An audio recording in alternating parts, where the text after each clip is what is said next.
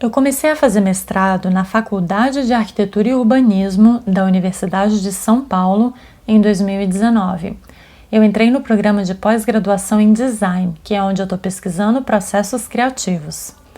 O tema dessa pesquisa surgiu de uma curiosidade sobre algumas semelhanças e diferenças entre os campos do design, arquitetura e artes plásticas, particularmente os processos criativos de natureza indutiva. Mas o que vem a ser a indução? Os processos criativos, assim como o raciocínio, podem ser tanto indutivos quanto dedutivos, e entre esses dois existe uma diferença cronológica. A indução vai do particular para o geral, enquanto a dedução vai do geral para o particular.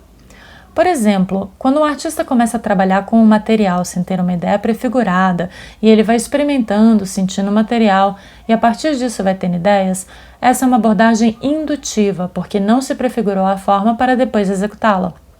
Já um arquiteto, quando vai projetar um edifício, ele costuma definir primeiro a concepção geral daquilo que ele vai projetar e então a partir disso é que ele vai definir os detalhes ou as instâncias particulares do projeto.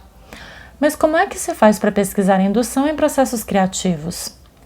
Toda pesquisa precisa ter objetivos claros e esses objetivos partem de uma questão fundamental, ou seja, uma pergunta que você quer responder, mas você vai buscar a resposta por meio de um passo a passo estruturado.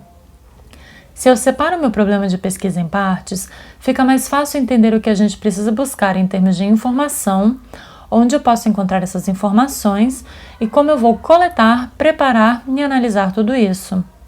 No caso da minha pesquisa, eu estou buscando entender quando ocorre a indução nos processos criativos, que estágios ela tem, que cara ela tem, o que influencia, do que ela precisa para acontecer e o que parece resultar disso.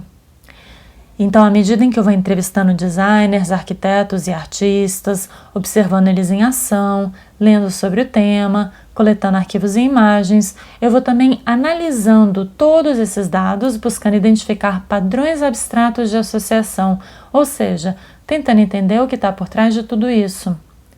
E o ponto é esse: a indução pode, em tese, contribuir para dinamizar processos criativos, o que estimularia novas descobertas.